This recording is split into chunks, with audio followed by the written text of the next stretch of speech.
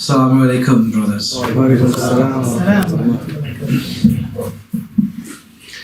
It's an honour to be here tonight to speak at the Alignment Tower project, which has hosted such distinguished scholars here as Sheikh Abdullah Hakim Murad and Sheikh Rahman himself. I am not a scholar, so I'm particularly unworthy and humbled to follow in their footsteps.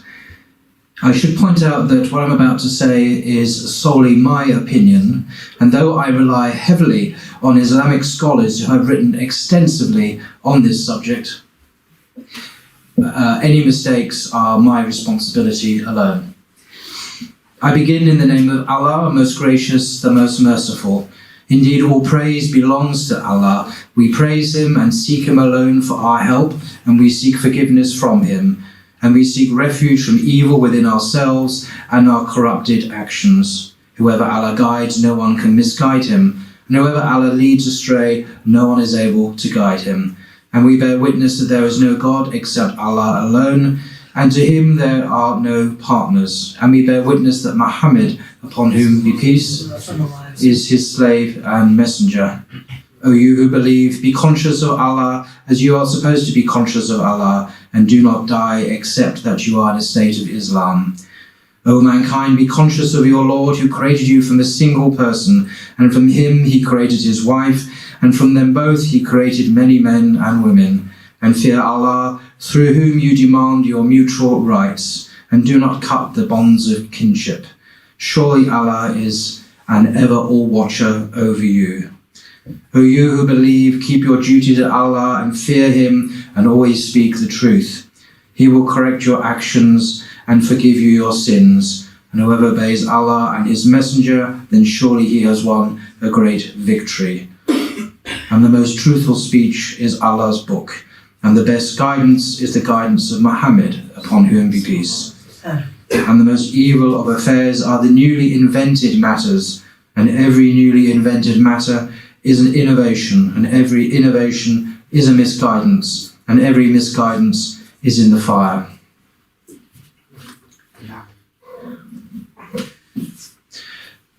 Life here in the West is becoming increasingly difficult for Muslims. I don't need to tell you that.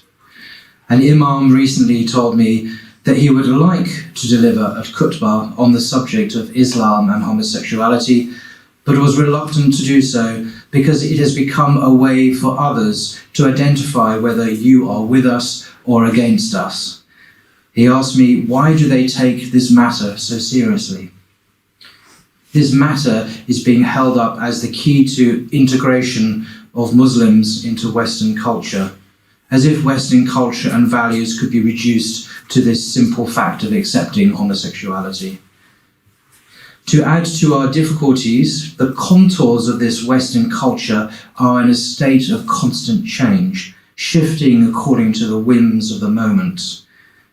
There is an irony here, surely. Does not Christianity, which forms the root structure of European culture, which purports to embody European values and identity, not condemn homosexuality?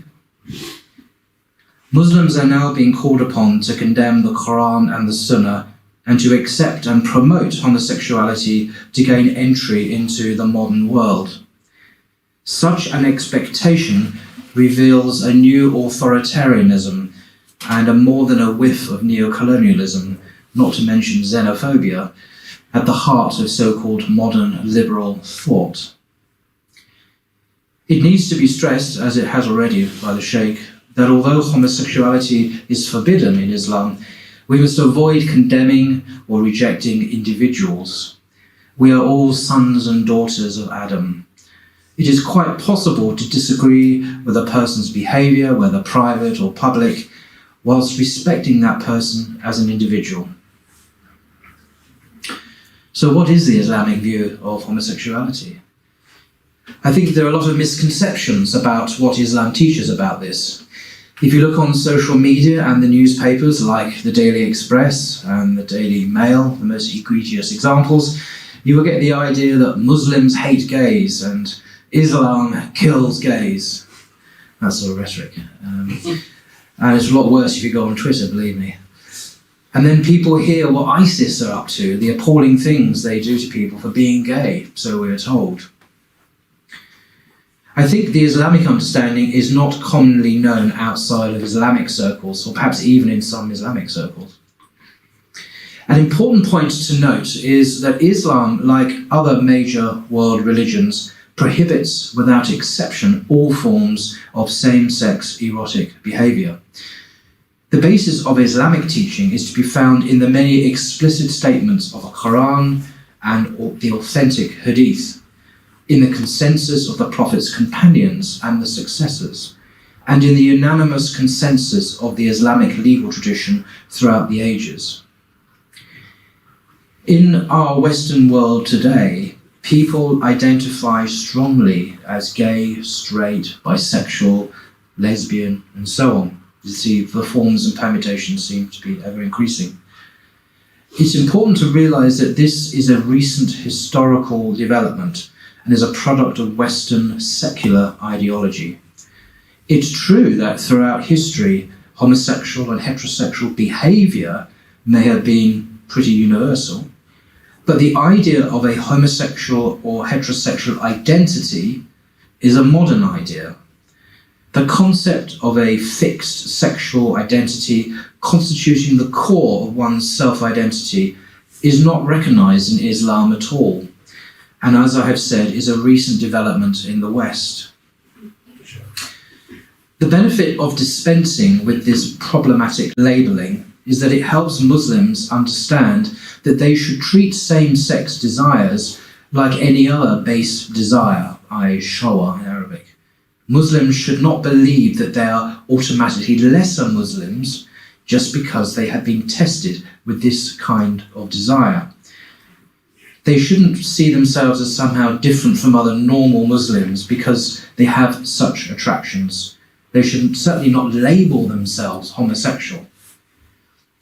Rather, they are just like other normal Muslims, since all Muslims must struggle against base desires, some of which may be inborn and some others are not. And struggling against any such desire is a test that, if we successfully pass, will earn Allah's pleasure. The Sharia is concerned with our actions. Whether you are committing adultery or fornication or same-sex acts, it's the actions themselves that are wrong. And the only acceptable place for sexual intimacy in the Islamic understanding is heterosexual marriage between a man and a woman, obviously, for life. So any sexual relationships outside of that are absolutely haram. And in this respect, Islam is similar to the official teaching of the Roman Catholic Church, for whom these acts are a mortal sin, which, if unrepented, leads to hellfire. The mortal sin is Catholic language for a sin that kills the soul, mortal meaning deadly. And if you don't repent of that before you die, you'll go to hell. So adultery is a mortal sin, as well as homosexual acts. And a number of other sins are mortal sins. They kill the soul, as opposed to venial sins, which are relatively light and just, do a little bit of damage and don't kill the soul. Now, there is a consensus amongst Islamic scholars about this. So Islam is not picking on gays, it's not picking on anyone else. It's simply teaching that all these acts are wrong, whoever commits them, because they do not take place in the divinely sanctioned context. Now, in terms of the criminal law, the hudud punishments, there surprisingly isn't agreement amongst the scholars about what the punishment should be in an Islamic society. Muslim scholars set the punishment for anal sex between men as anywhere from a relatively light one at the judge's discretion, as in the Hanafi madhab, to the same punishment as fornication, based on analogy to heterosexual acts, to execution, based on a command from Muhammad of disputed authenticity. Because sexual contact between women, lesbians, does not involve penetration with the penis, it never received the same legal categorization as liwat. It's called shihak, grinding. It was prohibited under the general rule against sexual contact outside of marriage. But the punishments we're speaking of here only pertain to acts done in public. Because in Islam there is this quite sharp separation between the public realm and the private realm behind your locked door. So the state is not supposed, the Islamic state is not supposed, is prohibited from intruding and spying on you. And there are hadiths that say that.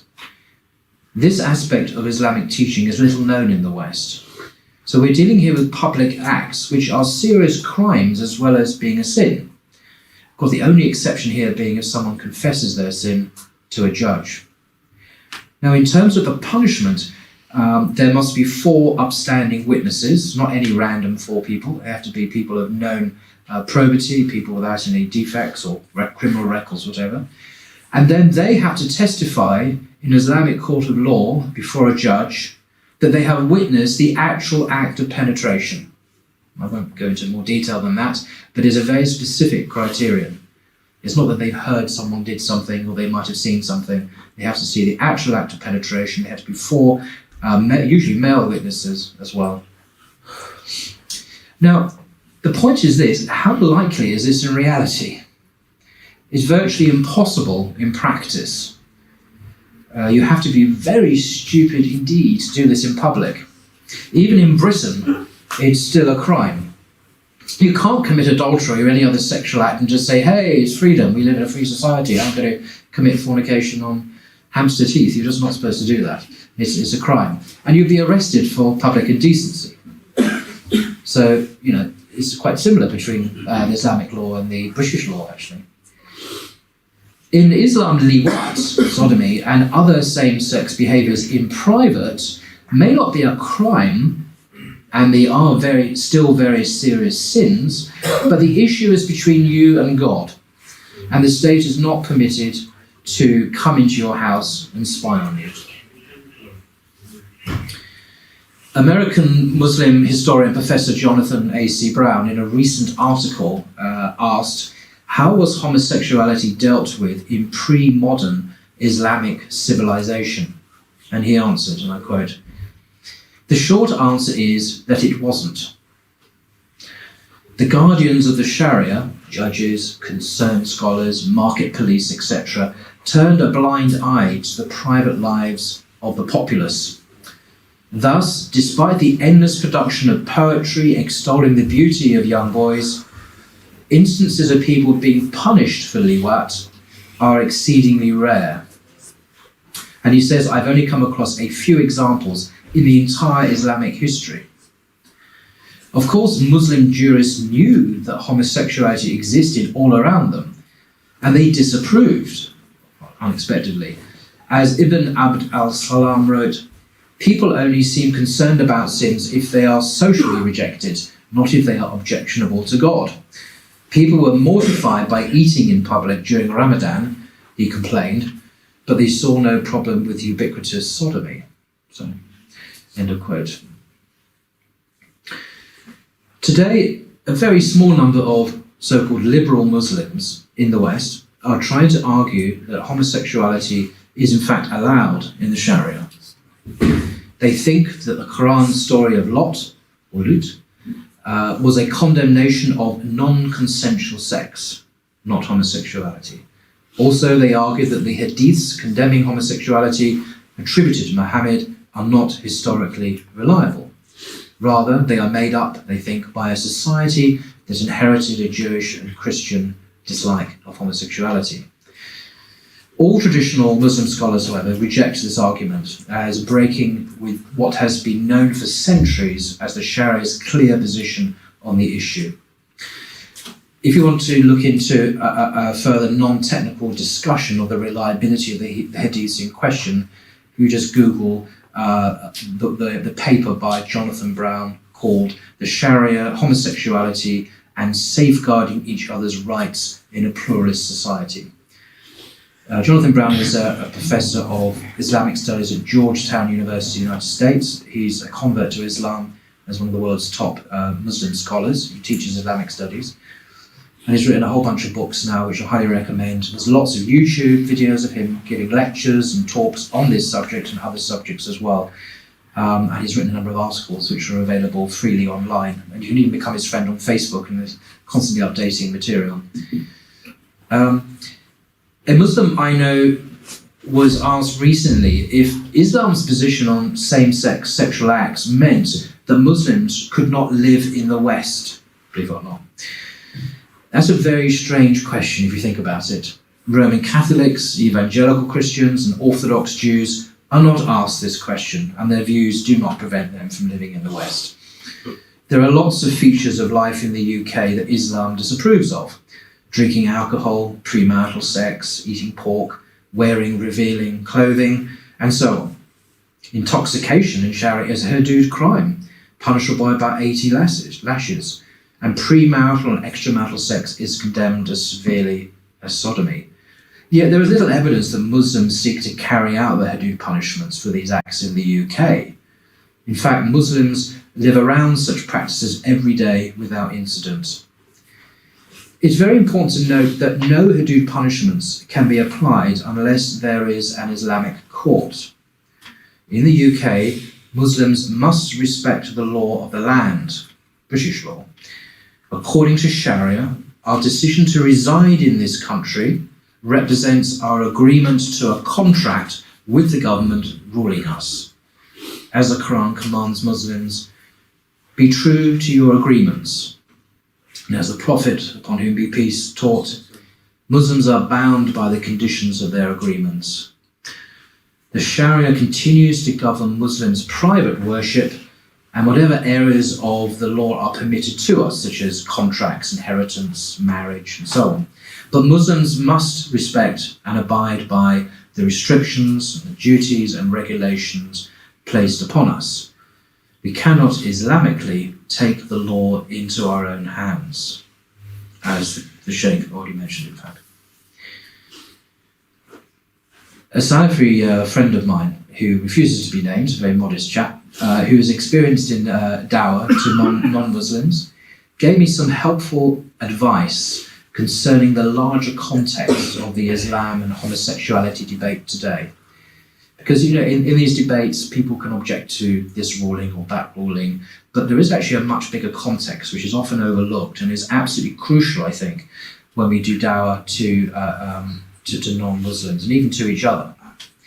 And he wrote the following to me, and I quote, "When looking at an aspect of Islam in isolation from its core essence, namely submission in worship to God alone, it is possible to find some excuse that will prevent a person from accepting a ruling on an issue and thereafter be put off. This is more so the case if it is viewed through the lenses of one's own assumptions, be they secularism, materialism, or any other ism that may come to mind. When one contemplates how much he has been given by God, such as life itself, sight, food, shelter, and etc., then this conjures up a feeling of gratitude and also of indebtedness to God. What naturally follows on from that is the ease in accepting what has come from his creator and sustainer. The submission of one's desire is a small price to pay in comparison to the previously mentioned bounties we enjoy. This is seen in an authentic narration of Aisha, may Allah be pleased with her. Aisha said, if the first thing to be revealed was, do not drink alcoholic drinks, people would have said, we will never leave alcoholic drinks. And if it had been revealed, do not commit illegal sexual intercourse, they would have said, we will never give up illegal sexual intercourse. It's Sahih Bukhari, Volume 6, Book 61, Hadith 515. The first thing then to be revealed, of course, was the importance of being submitted exclusively to Allah in worship, and from that comes the acceptance of what He has obligated and prohibited. This, of course, includes our topic of homosexuality, amongst other things, such as the prohibition of extramarital sex, drinking alcohol, or eating pork, all of which stem from one's desire." End of quote. And I really like that, because these are picking on single issues which people may instinctively not like. You mustn't do this and you mustn't do that. But the whole concept, the whole of this should be within one's relationship to one's creator, who has created us and given us so much. And we, a tiny amount in return. It's like salah. I think it takes 3-4% of our time, in a 24-hour period. And yet he's given us all this time. So I think it's a very good point, to get that larger picture, that larger context in mind. But some people, I think, might suspect that the prospects for Muslims living with exclusively same-sex feelings are unduly burdensome, even so. But the reality is that such people's situations are not in principle different from the requirement of celibacy that applies to all sorts of people who are unable to marry for all sorts of reasons. Not every desire that we have has a halal outlet. There are many circumstances in life that prevent people from entering into halal sexual relationships, such as poverty, disease, looks, and fate. Excuse me. For example, many people in the world suffer from poverty. If these folks could simply consume riba, or commit theft, or take advantage of orphans, etc., then perhaps they could significantly improve their lot. But Islam does not guarantee worldly riches for everyone, and we must not change or get around the clear commandments of Allah in order to achieve that. Another example. Muslim women in the West have often complained, I've heard, about the shortage of eligible male bachelors. Should they abandon, though, the clear teaching prohibiting Muslim women from marrying outside their faith? See, God does not guarantee that everyone will be able to sexually gratify themselves with whomever they please, nor does he promise we will all end up with partners to love and grow old with. That is not the nature of this dunya. And though it can be a shock for some to grasp, this is what our Creator has decreed.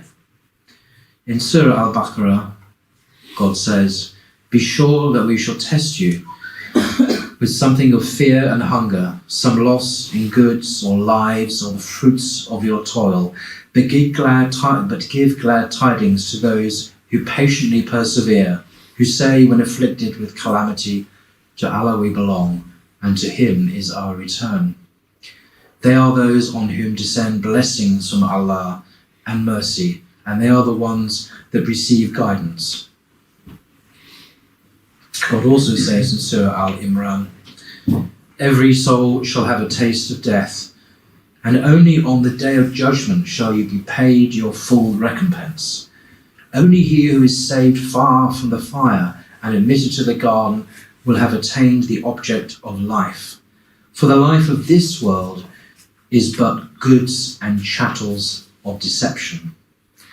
You shall certainly be tried and tested in your possessions and in your personal selves.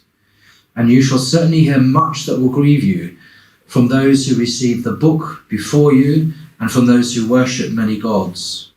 But if you persevere patiently and guard against evil, then that will be a determining factor in all affairs." As Yusuf Ali, the famous translator, remarks in his commentary on this last verse, "Not wealth and possessions only, or want of them, are the means of our trial. All our personal talents, our knowledge, opportunities, and their opposites, in fact, everything that happens to us and makes up our personality is a means of our testing. So is our faith, and we shall have to put up for it many insults from those who do not share it." How true are these words today? Muslims are receiving end of huge amounts of insults from people. I see it all the time, unfortunately. By patiently persevering in the face of such trials, we have the opportunity, by the grace of God, to enjoy everlasting bliss and love in the akhirah, the afterlife. The worst thing that we can do is to try to change or ignore the commandments of our Lord by chasing after paradise on earth. May God guide us to the straight path. Amen. If you want to explore further issues raised in this lecture, I just want to go through some resources that might be of use to people. I've mentioned the many excellent articles and talks online by Dr. Jonathan A.C. Brown. He discusses gay marriage, how Muslims should respond to the question of gay marriage in the Western society. He's an American himself, but it applies here too. The challenges we Muslims face in the West, how we respond. I'll cover that to some extent. And also the hadith. He's got a PhD in Bukhari hadith, actually. He's also a professor, as I say. He's able to give a lot of detailed exegesis and understanding of the Quran and the hadiths. Just Google his name and it'll come straight up. So another brilliant scholar is Dr. Sherman Jackson, who I'm told is Michael Jackson's brother. I didn't know that. Sherman Jackson, or Michael Jackson, has done a superb talk on YouTube, which I recommend. It's quite short, called Homosexuality in Islam. Is there a place for gay Muslims? Homosexuality in Islam, is there a place for gay Muslims? And that's an excellent talk, I think, by a very distinguished scholar indeed, and brother of Michael Jackson. For a much more academic, scholarly paper, I highly recommend a paper by Mobeen Vaid, M-O-B-E-E-N, Vaid, V-A-I-D. And he's published a very scholarly paper online called Can Islam Accommodate Homosexual Acts? Quranic Revisionism and the Case of Scott Kugel. This paper is in part a review of a book by this guy, Scott Kugel. He's an American Muslim academic who is gay, he calls himself gay, and he supports the idea of gay relationships fully. And he says it's completely compatible with the Quran and so on, amazingly. This article by Mobeen Vaid not only refutes that quite easily, but also goes into many of the issues which are raised by people. It's an excellent article. On a much smaller scale, there's the interview I did recently, which you can see on YouTube, Islamic Views on Homosexuality, interview with Brother Paul at Speaker's Corner, produced by A.J. Dean. It's a much briefer and simplified version of this talk. Another resource is my own humble blog, bloggingtheology.net, which has a number of Muslim, Christian, and 2 Jewish writers, where we discuss issues of interest to us as members of the Abrahamic faiths. We discuss homosexuality and many other issues, and that's been going for a while now. Just Google bloggingtheology.net. Now, this talk is considerably shorter than some people might have wanted, but I did want to allow the opportunity for questions and discussion, because there's so many issues that are relevant, and I think it'd be good to have some chance to do that. I'd like to extend my gratitude to Dr. Paul Williams for this informative lecture on Islam and homosexuality. Now the floor will be open for questions and answers. So if you have any questions, please feel free to raise your questions. Inshallah, the speaker will be happy to answer. Sure.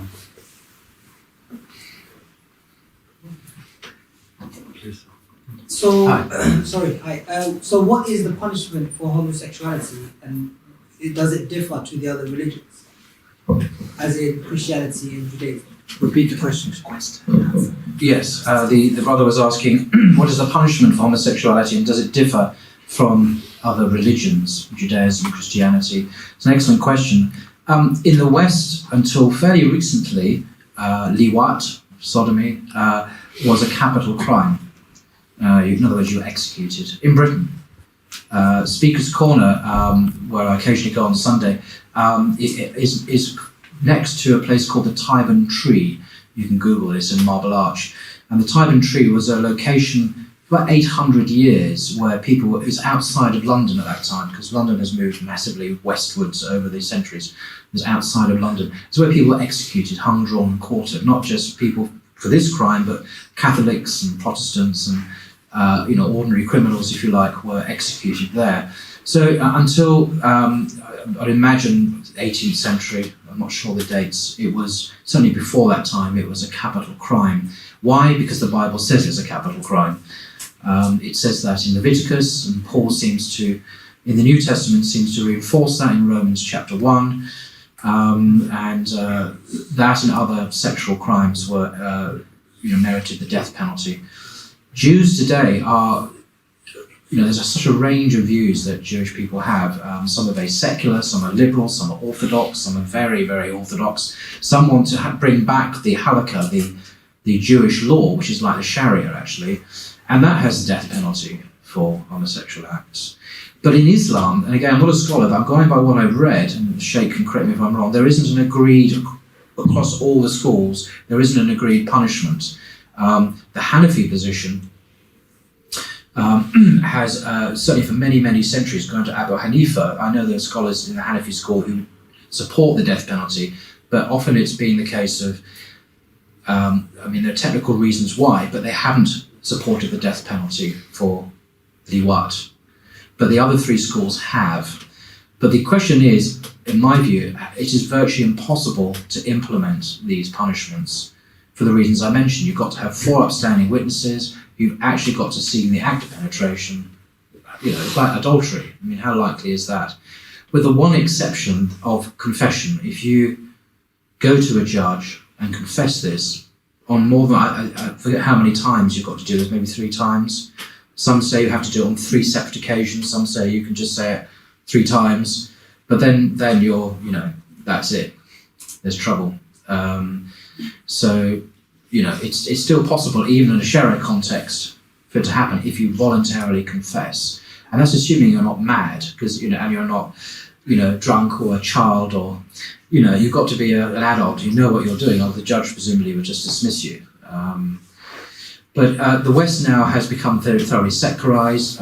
The sin has moved into an illness that then moved into an acceptable lifestyle, which is changed over the centuries, and now it's almost impossible publicly to question or criticize this without suffering some kind of consequence, maybe even criminal consequence. Which is why this talk even has a risk attached to it, to be honest. But hey, you got us as backup anyway. Well, his brothers are going to but I think we have to speak the truth with respect, with sensitivity, and not provocatively or angrily or rashly. Or we just got to quietly speak the truth. Otherwise, God will judge us at the end of the day for going very quiet. But unfortunately, there are some harsh voices out there which just say haram, haram, haram, and okay, but there's more to it than that. We're dealing with people here, and often people don't choose how they feel. They choose their behaviour, but they don't choose their feelings. And they need all the support, I think, of Muslims and mosques for those who want to go on the straight path. They deserve support and encouragement, I think, because they're Muslim brothers and sisters, I think. Yeah. Any other question? I read an article on BBC, and it said, when is homosexuality going to be accepted in Islam? Now, is there any way or a way we could approach or spread the message on how to, basically approach someone to tell them that it's not allowed? What is the best way to approach someone in that manner? It depends who's asking, what the context is. Yeah, if you have an academic asking for, what is the Sharia position, just give him the academic answer. It's this, and this. But if it's someone who is interested in Islam, because remember the wider context. My Salafi friend said, then Islam isn't about haram. It's about the mercy of God, God's forgiveness, and all those things. So bringing in that larger context that God knows, I think because God made us, owns us, we are His, He in His wisdom knows what's best for us. And though we may not want, I personally don't understand why I can't eat pork. And I know there are reasons people give, but I don't, you can have a pig and put it in a nice home and, is going to be clean, is it? No, it's prohibited, it's haram. So I don't really, but it's a test, and so I don't eat pork. And ultimately, at the end of the day, I think we have to trust the wisdom of God, who designed us and made us. He knows what's best for us. Even if we don't understand the reasons, we have to accept, because that's what Islam is about, submission to the one God. Our age doesn't want to hear that. It wants to talk about rights and pleasure, and it's a different message, isn't it? Yes. This brother had a question. Thank you for this talk, that was very good. I would like to know, in your research, did you encounter any medical or psychological reasoning that results in homosexual behaviour? That's a good question. Well, what I've discovered in my limited understanding is that there is still disputed very much in science what the causes of this is. And I think some while ago there was talk of a gay gene. I think that talk is not accepted. There isn't a gay gene. It's much more complicated than that. There may be a genetic predisposition to certain acts, which then, when you bring in the environment and upbringing and all sorts of other factors, can then go towards a certain orientation. But there isn't a simple, as far as I'm aware, correlation between a particular gene X, and behaviour, gay identity Y. That's not, I've not come across that, and I don't think that's what's, so I think there is still a lot of uncertainty, a lack of clarity in psychologists and geneticists and so on about the causes of human behaviour, and this whole thing is disputed, nature, nurture, and so on.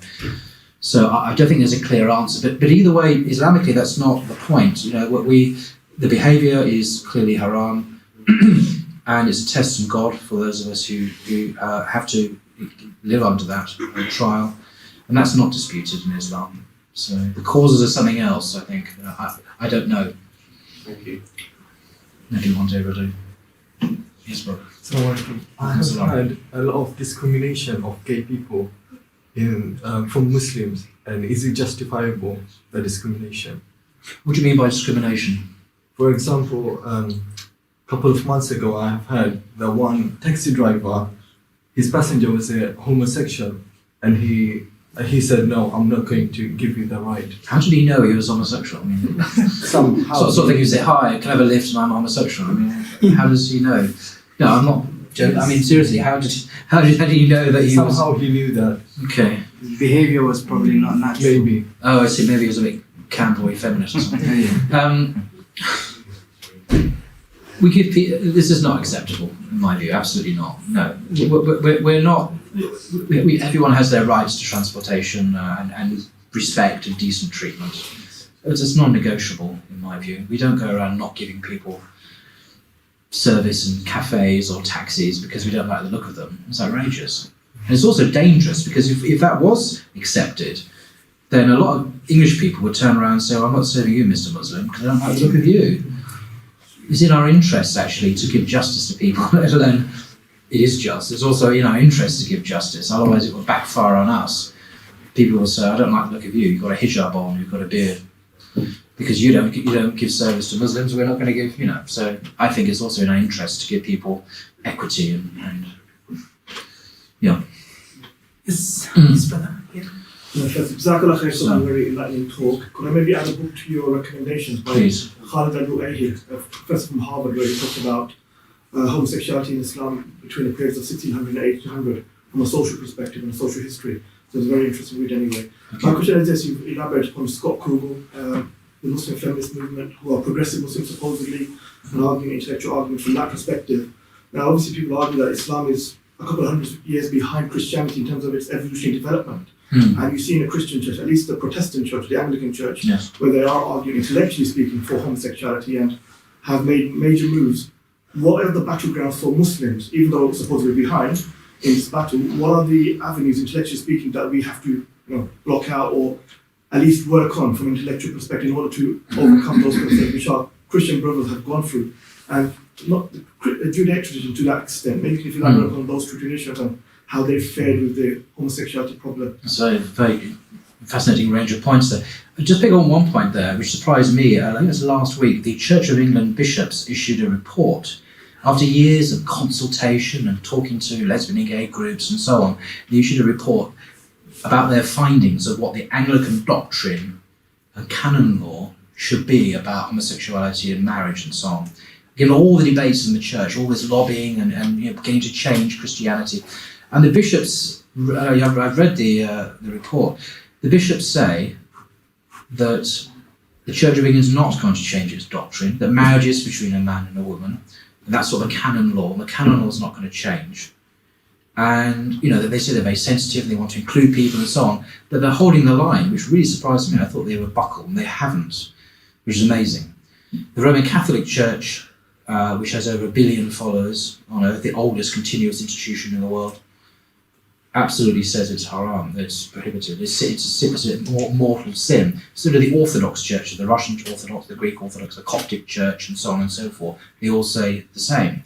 There are a few small liberal Western denominations who have, if you like, changed. You're absolutely right. The Lutheran Church in Norway recently officially has their first clergy who married, gay clergy who married each other in church and so on.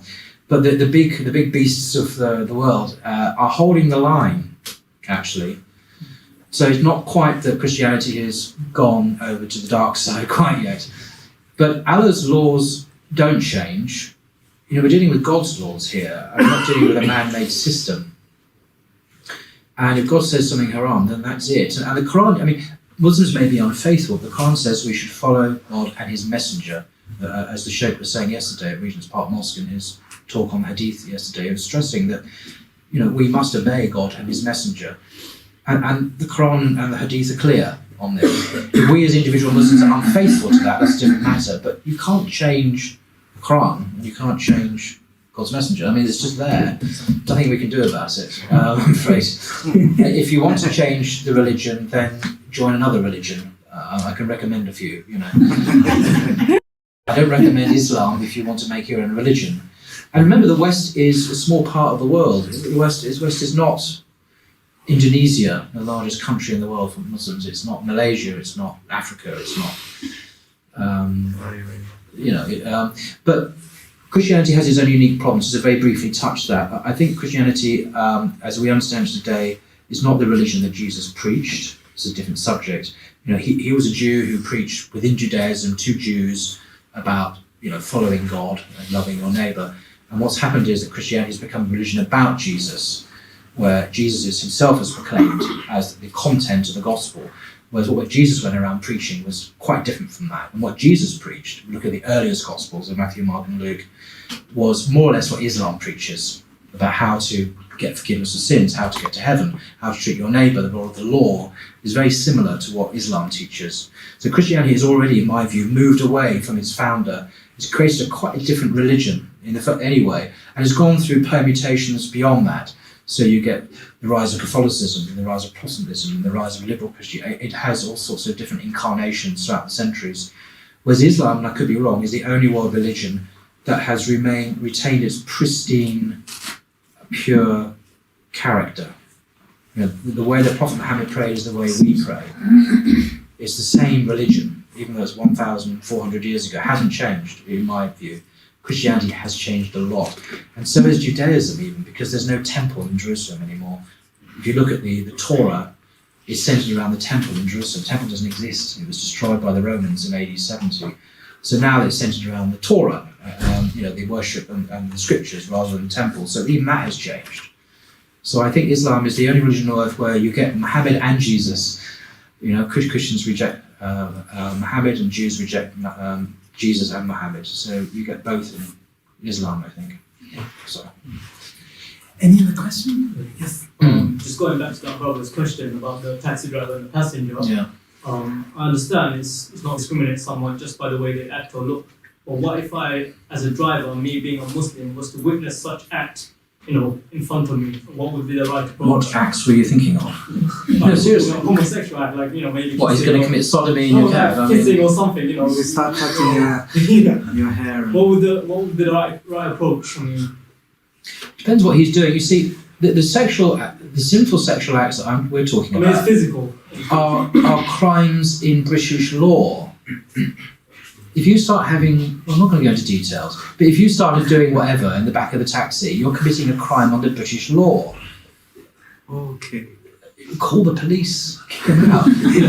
You're not doing anything wrong. I'm not going to go into details. If I could, I'm sorry. That's a crime. As I said earlier on, you can't commit these acts in public, in British law, in French law, in German law, in American law, because it's public indecency. Children may watch it, and the public can see it. I'm just saying, if there's a woman and a man kissing, it's a problem. But when you see a man and a man kissing, then obviously. I think you just concentrate Okay, so we're talking about kisses. Kissing is the big issue now. Yeah. Kissing. No, it's not a big issue. I'm just saying that is just a. Kissing is not illegal, I don't think. It's not illegal, but I'm saying me as a Muslim, is there a approach I should take to that, or saying that in front of me? That's a good question. I think if you're talking about kissing here, because anything that goes into sex, then it is then illegal anyway. Yeah. Forget Islam, it's just illegal in British law. So it's not an issue for us. We have the law on our side. British law and Islamic law meet very nicely on that. There's not an issue. You're talking about kissing. Well, do you have any views on this? I think you just need to change your rearview mirror and just concentrate on the road. There we are. Thank goodness for that, brother. There we are. Nice, simple solution. Just look, I take your point because, look, believe it or not, there will be evangelical Christians, Catholics, Orthodox, or even some atheists who will find that behaviour unpleasant. Or just drive straight to the police station. So it's not just, don't think the idea that Muslims are upset by that. A lot of people are upset, would be upset. Some people are very upset by seeing straight couples kissing. I am. I don't understand couples smooching in the back of them. No, thanks. Get a room, Yeah, exactly.